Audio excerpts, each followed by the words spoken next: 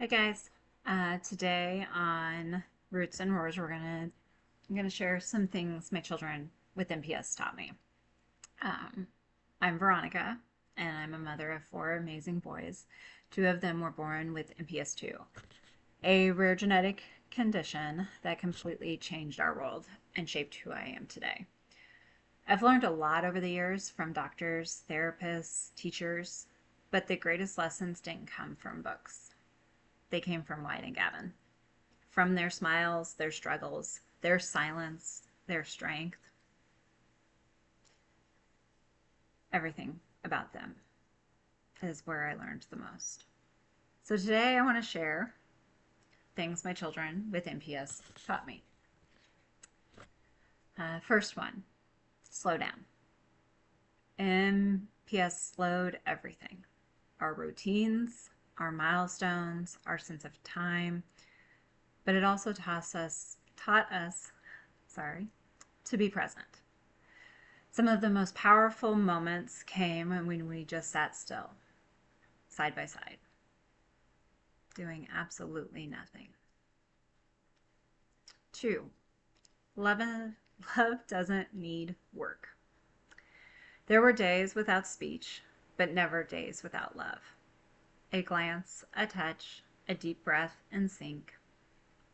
That was connection, pure and simple. And for those that knew Wyatt, knew his love from touch. Very much so. 3. The little things are actually everything. Holding a spoon, making eye contact, a short walk outside, these weren't small victories. They were huge because we knew how hard they were earned. 4. Strength and quiet. My boys taught me that strength isn't always loud or visible. Sometimes it's soft and stubborn, surviving even when it hurts. Yesterday, I had an example of this. Someone made a comment to me that felt very judgy and attacking, that teaching is nothing like parenting. And that may be how that person wants to be a teacher. And I can agree on some levels with her on it. But the good teachers that I have seen, I know they'll make great parents because of what they do for their students and how they do them for their students. That while there may be two different roles, the passion and the kindness are the same.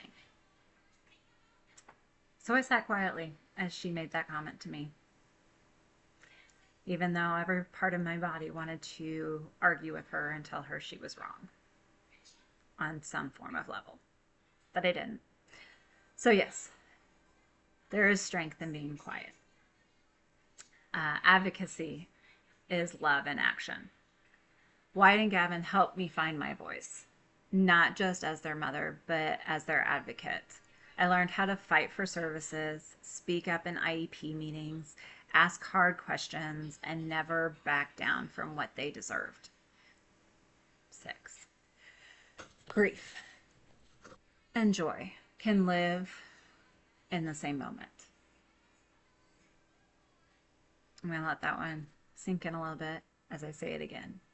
Grief and joy can live in the same moment. MPS brought heartbreak, yes, but also laughter, wonder, gratitude. I've learned to carry both, grief in one hand, joy in the other, and walk forward.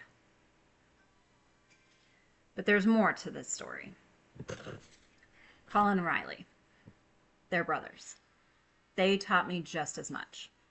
As siblings to children with a complex and progressive condition, they grew up differently. They learned patience, empathy, and resilience in ways most kids never have. 2. They sat through hospital visits without fuss, gave up time, space, and attention without resentment. Well, maybe a little. Celebrated the tiniest milestones and held pieces of the weight right alongside me and Dave without being asked. Siblings of children with disabilities or medical needs are often the unsung heroes. They get overlooked, but their strength, their insight, their love is just as deep and sometimes even more selfless than ours as parents. And that's something we'll talk more about soon because it matters. Their story deserves its own spotlight, and their perspective is powerful. All four of my boys, Wyatt, Gavin, Colin, and Riley, they are my greatest teachers. They've shown me what it means to live fully in the face of fear, to fight for what matters, to hold space for grief and joy, and to love beyond words, limits, or diagnosis. This is Roots and Roars, where love grows deep and advocacy gets loud. We're just getting started. So hit that like, follow, and share button, and let's continue to grow together.